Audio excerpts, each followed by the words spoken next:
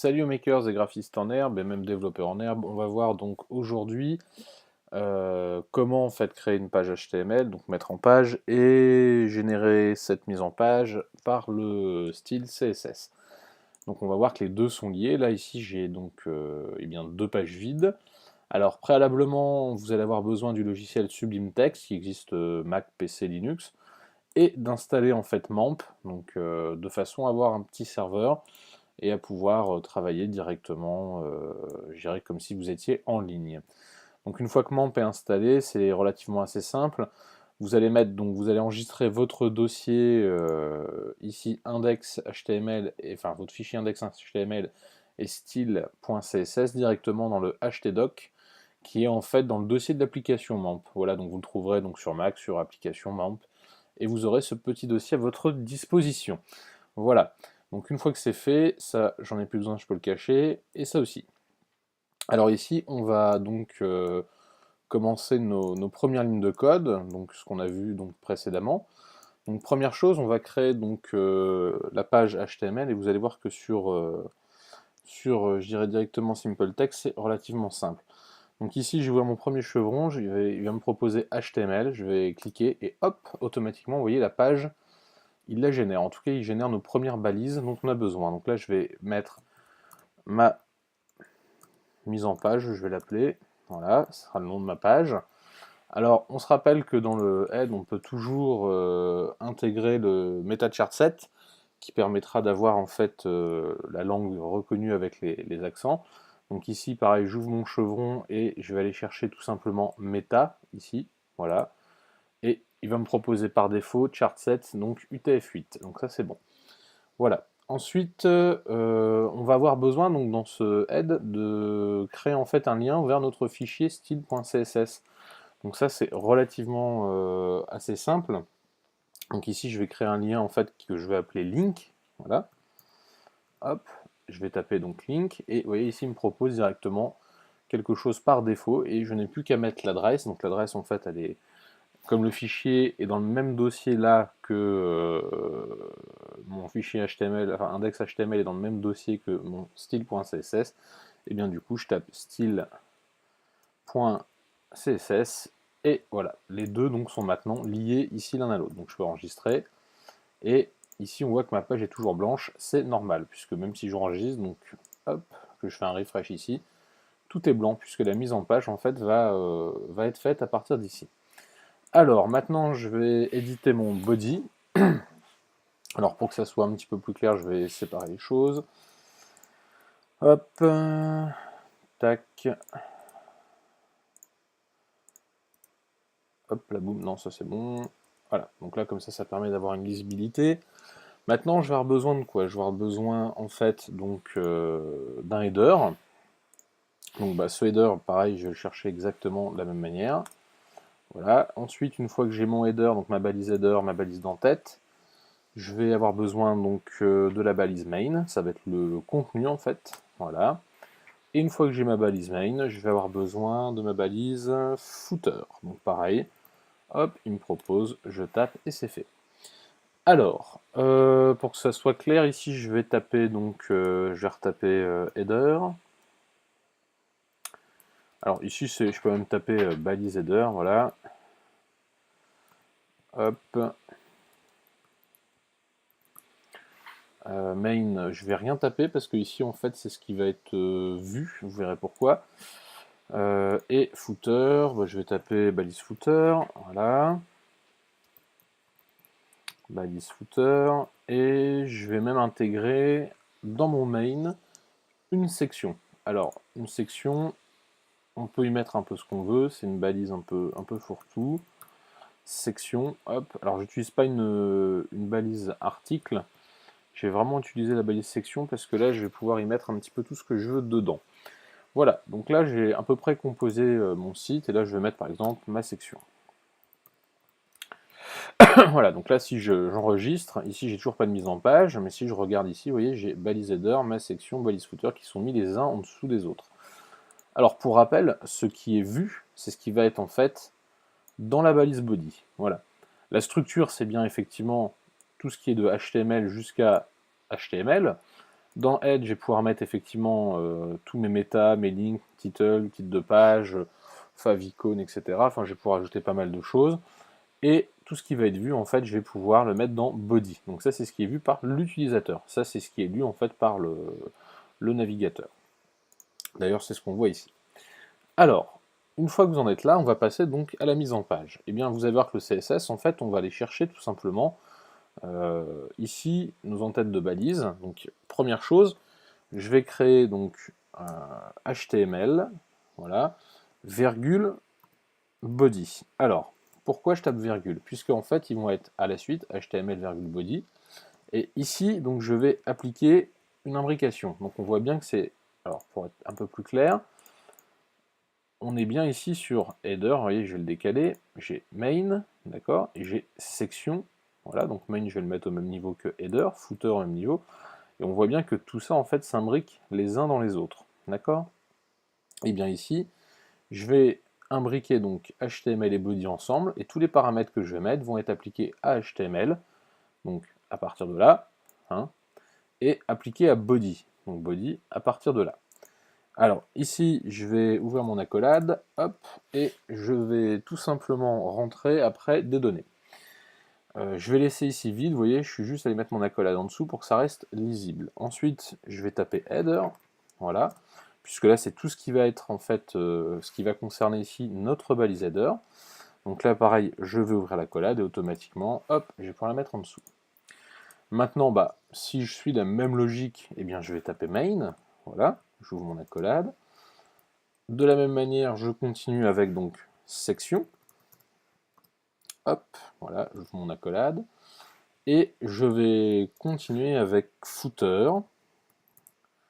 Voilà, hop, et j'ouvre mon accolade. Et là, on va dire que j'ai terminé. Alors, il va falloir faire attention, à chaque fois qu'on voudra donc rentrer des paramètres, il faudra bien que j'ai une accolade ouverte, une accolade fermée. Si j'oublie d'en mettre une, que celle-ci disparaît, vous voyez, ici, header passe en blanc, ça veut dire qu'en fait, il y a une rupture. Donc attention à ne pas faire de faute, à écrire proprement. Idem ici, si je faisais une erreur, ça pourrait poser problème. Donc, si j'enregistre maintenant, donc CTRL S ou POM S, hop, et que je fais la même chose ici, alors je ne veux pas faire la même chose ici, ici je vais faire un refresh, voilà. Si je fais un refresh, ça n'a rien changé puisque je n'ai pas encore mis de données. Alors, pour que ça soit clair, on va déjà commencer par exemple par mettre un fond ici à notre page. Alors j'appuie sur Tab pour me décaler, et là je vais taper Background Color, voilà, et là je vais donc au niveau des couleurs taper orange. Alors en fait, plusieurs choses sont possibles, je m'explique. Donc ici Background, donc Color, donc ça c'est une commande, 2 points orange, et je termine toujours pour un point virgule. Pourquoi? Parce que si j'oublie ce point virgule, ça peut poser problème si j'en ai plusieurs à la suite. Donc ça va permettre de bien les dissocier. Alors ici, je vais pouvoir utiliser donc orange, ou les couleurs qui vont être référencées en fait par le HTML. Je pourrais taper red, je pourrais taper green, enfin tout ce qui va être en anglais. Je pourrais aussi utiliser des valeurs hexadécimales, donc avec le petit astérix, et ici taper donc un code hexadécimal de couleur, donc par exemple 23, 23, 23. Ça va nous donner, je pense, un gris, si je dis pas de bêtises, donc j'enregistre et regardez ce qui se passe. Voilà, donc ici j'ai un gris anthracite très foncé. Donc du coup, qu'est-ce qui s'est passé? C'est que toute ma page est en gris. Moi, je souhaite là qu'elle soit donc en orange, donc je vais taper orange, mais j'aurais pu aussi utiliser par exemple un autre code couleur possible, qui s'appelle donc RVB, voilà. Alors, il y a RVBA, A c'est tout simplement alpha, ça va être, on va pouvoir gérer la transparence, donc moi je vais taper RVB, et là je vais taper par exemple 243, 243, 243. Là, je devrais avoir un gris relativement léger, puisque le blanc, c'est 255, et 0, si j'avais mis 0 partout, ça serait du noir. Si je mets 255 partout, c'est du gris. J'enregistre. Alors ici, il va vous dire, oui, merci d'utiliser Sublime Text, vous faites cancel. Hop, vous enregistrez, et on est reparti. Vous voyez, hop, ici, j'ai un gris très très léger. Donc moi, ce qui m'intéresse, c'est d'avoir du orange. Et bien, pour gagner du temps là, pour faire ma construction, on s'en fout d'avoir un truc un peu soviétique. Je tape orange, hop, et on aura un truc effectivement un peu lourdingue, mais ça sera plus facile pour se repérer pour l'exercice. Voilà. Ensuite, j'ai mon header. Alors, mon header, je veux y mettre aussi une couleur. Et bien là, je vais faire exactement la même chose. Je vais taper donc background color, donc les 2 points, Et là, je veux qu'il soit blanc, donc je vais taper white, voilà, 2 points, j'enregistre. Tac, qu'est-ce qui se passe? Hop, balise header est bien passé, donc ici, en blanc. Mon footer, eh bien, je veux qu'il soit donc en blanc également, mais avec une légère transparence, comme on l'avait vu au niveau des couleurs. D'ailleurs, le header, allez, on va pas le mettre en blanc, on va utiliser un code. Qu'est-ce que je pourrais utiliser? Un code hexadécimal. Donc, tac, si on va le laisser en blanc, donc je vais taper FFFFF. Voilà, si je dis pas de bêtises. Hop, j'ai enregistré ou pas? Non. Enregistré, voilà. Donc là, ça sera un mélange de chiffres et de lettres qui donneront en fait les codes couleurs. Donc là, j'ai ici du web, ici de l'hexadécimal. Et pour le footer, et bien là, je vais taper RVB, voilà.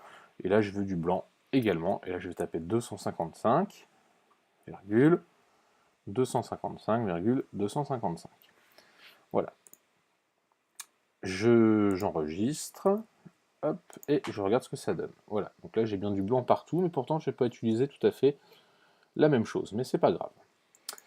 Alors, maintenant ce que je voudrais donc c'est donner, dire à mon site qu'il n'y ait pas, vous voyez, on a des petites marges ici en haut, en bas, un peu disgracieuses, et bien ça on va pouvoir faire tout de suite annihiler tout ça.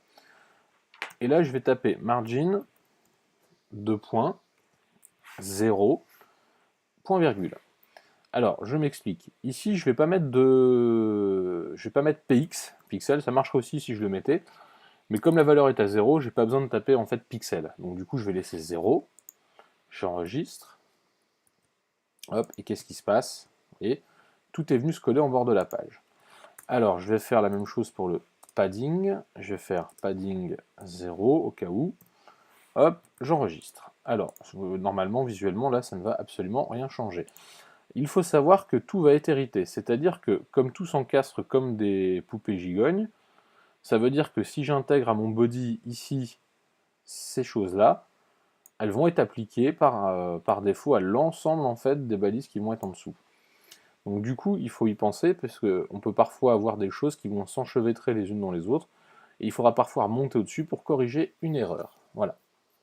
Alors, maintenant, ce que je souhaite, c'est donc avoir une hauteur à mon header. Alors, je vais en dessous, je tape entrée, et ici je vais taper 8, voilà, hop, et je vais lui mettre une valeur de 100 px, donc 100 pixels de haut, je ferme par un point virgule. J'enregistre, je fais un refresh, je regarde ce que ça donne. Donc ici j'ai bien un en-tête qui fait 100 px, voilà. On peut bouger la page, vous voyez, il n'y a pas de souci, ça fonctionnera. Ensuite, je souhaite lui dire que par défaut, quoi qu'il arrive, voilà, la largeur soit maintenue à 100%, c'est-à-dire toujours sur la largeur complète. Et bien là, je vais taper 8, hop, il me l'a mis là, et je vais dire 100%, je vais utiliser la valeur pourcentage, voilà, pour être sûr qu'il s'applique vraiment sur l'ensemble. J'enregistre, ouais, il n'y aura pas de changement, ça reste bien comme ça. Mais pour la suite, ça va être un avantage de rentrer ces paramètres-là tout de suite. Donc là, j'ai fini, on va dire, de paramétrer mon header. Alors, ce que je souhaite maintenant, c'est paramétrer mon main. Alors le main, donc c'est là où j'ai ici écrit ma section, en fait, si on réfléchit bien. Parce que j'ai main, section, et dedans j'ai écrit ma section. Donc on a main et section, en fait, qui sont au même niveau. Enfin, j'ai main qui est au même niveau qu'header, et dans main, j'ai section, d'accord? Donc pour la lisibilité, je pourrais, vu que je suis juste en dessous, faire ça. Voilà, pour dire ça, ça passe en dessous. Ça n'a que peu d'intérêt, donc je vais le laisser comme ça. Donc dans main, je vais le paramétrer, et ici, alors, je vais lui dire déjà deux choses. Je souhaite que mon main, il soit, quoi qu'il arrive, toujours, par exemple, avec une marge automatique à droite et une marge automatique à gauche. Alors, est-ce que je les tape forcément maintenant? Non. Je vais plutôt passer à section, ça va être plus sympathique pour comprendre. Je vais faire background color. Excusez-moi de quitter main directement, je vais faire background color. Et ici, je vais taper red pour que ça soit visuellement plus simple à comprendre. Je fais un refresh. Donc là, je vois bien que j'ai ma section. Ensuite, je veux que ma section fasse une hauteur minimale de 500 pixels. Donc je pourrais très bien taper une hauteur, taper hauteur 8, mais là je vais faire minimum, voilà, 8, et là je vais dire au minimum, quoi qu'il arrive, tu dois faire 500 pixels de haut. J'enregistre, je regarde ce qui se passe. J'aurais exactement la même chose si j'avais fait ça. Hop là, vous voyez, on a exactement la même chose. Néanmoins, le fait d'y mettre un minimum va me permettre, je dirais, d'avoir comme un arrêt. Alors, une fois que c'est fait, je veux que, par exemple, qu'est-ce que je pourrais ajouter là maintenant pour que ça soit... Ah oui, je vais ajouter des marges. Alors, ici, je voudrais avoir un margin automatique à gauche et à droite. Donc je vais taper margin, donc je vais taper left, et je vais faire ici 120 px, hop, quoi qu'il arrive, et margin right avec 120 px aussi. Allons voir ce que ça nous donne. Voilà. Donc ma section, eh bien en fait, vous voyez, main n'a aucun paramètre encore, donc du coup main est bien présent, mais du coup c'est section qui prend, on va dire, l'avantage. Main, on va le paramétrer après, vous allez voir pourquoi. Mais mon footer ici, vous voyez, il m'embête un peu. Il vient taper juste en dessous. Alors, on va s'occuper de ce gaillard, et on va commencer à rentrer un peu dans les détails. Alors, ma section, je veux par exemple, de la même manière que j'ai un minimum d'auteur, si je veux qu'elle ait un minimum de largeur, eh bien j'ai tapé minimum width, voilà, et là je vais y mettre aussi, allez, 500 pixels, ça fera un carré. Hop, je n'oublie pas mes deux points, enfin mon point virgule, pardon. Voilà, ça c'est bon, et je vais donc normalement, là je suis un peu préparé. Alors maintenant, ce que je voudrais, c'est que mon footer ici vienne se mettre en bas. Alors, je vais faire plusieurs choses. Je vais déjà ajouter en haut, vous voyez, pour que parce que le footer ici, là, il est bien positionné, il est en bas, forcément. Et on voit bien que là, il est parfaitement en bas, mais quand je tire ma page, il vient se caler, en fait, au cul de ma section main. Voilà, puisque main est là, et footer est en dessous. Donc il vient se mettre en dessous. Moi, je voudrais qu'il apparaisse, je dirais, en bas de ma page, quoi qu'il arrive. Donc ici, je vais ajouter, alors, bottom, je vais mettre 0, donc le bas, je lui dis tu te mets à 0, donc 0 pixels, j'enregistre, normalement là il ne se passera rien je pense, voilà, vous voyez là il ne s'est rien passé, et je vais lui dire tu te mettras toujours à gauche, donc left, ça sera mieux, left 0, et je vais lui dire aussi que je veux que tu aies donc une hauteur de 100 pixels. Voilà, donc là j'enregistre, on va voir qu'il va passer à 100 pixels. Voilà. Hop, donc là on voit qu'il reste toujours collé ici. Et je veux qu'il ait toujours une largeur, donc width. Voilà. Et je vais dire donc 100%. Hop. Donc ça, on est à peu près bon. Voilà. Donc là j'ai à peu près fait le plus difficile. Hop, voilà. Sauf que mon footer est toujours collé ici. Alors, dans ma section, j'ai plus grand chose à rajouter.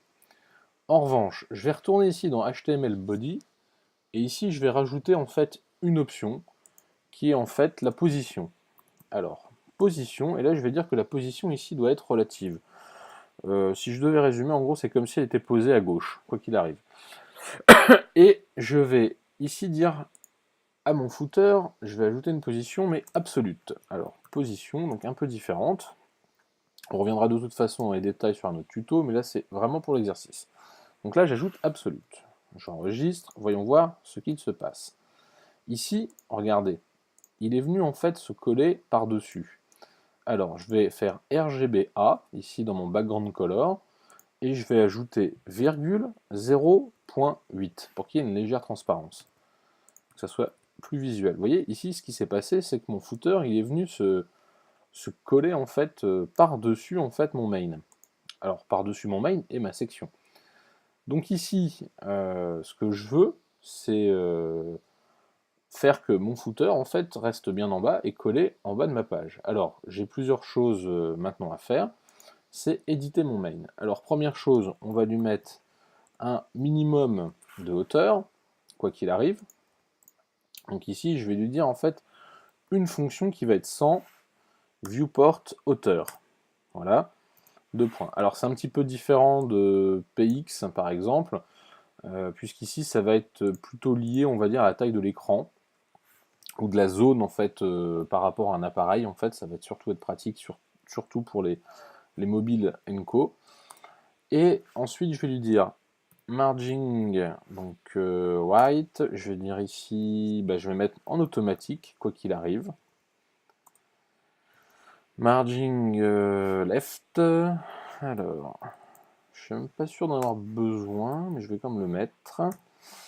Et je vais mettre un padding bottom, donc sur le bas. Et là, le padding bottom, je vais le mettre de 100 pixels. En fait, je vais mettre exactement la même hauteur de mon padding, donc en bas ici, vous voyez, que la hauteur de mon footer. Donc voyons voir ce qui se passe. Là, j'ai raté mon coup, je voulais faire un refresh. J'enregistre ici, refresh. Alors, du coup, il a foutu le camp en bas. Vous voyez, il est parti.